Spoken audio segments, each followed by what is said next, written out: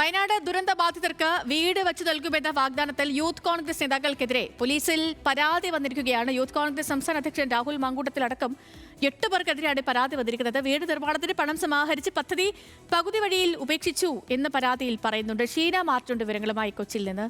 ഷീന, എന്താണ് ഈ പരാതിയിൽ പറഞ്ഞിരിക്കുന്നത്?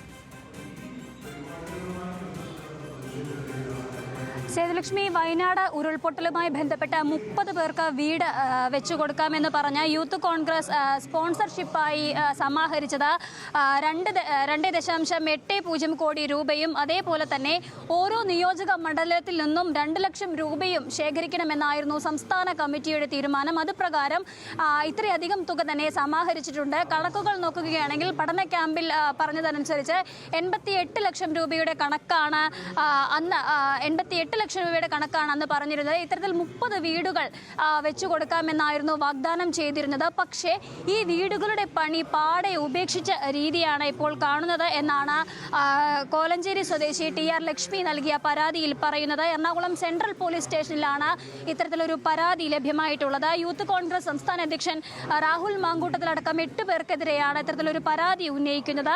സാമ്പത്തിക ദുരുപയോഗത്തിൽ അന്വേഷണം വേണമെന്നും വ്യക്തിപരമായ ആവശ്യങ്ങൾക്കാണ് ഈ പണം പോയതെന്ന സംശയമുണ്ടെന്നുമാണ് ഇത്തരത്തിൽ പരാതിയിൽ പറയുന്നത്. അതുപോലെ തന്നെ യൂത്ത് കോൺഗ്രസ് ഭാരവാഹികൾക്കെതിരെ ക്രിമിനൽ കേസെടുക്കണമെന്നും പരാതിയിൽ സൂചിപ്പിക്കുന്നുണ്ട്. സേതു.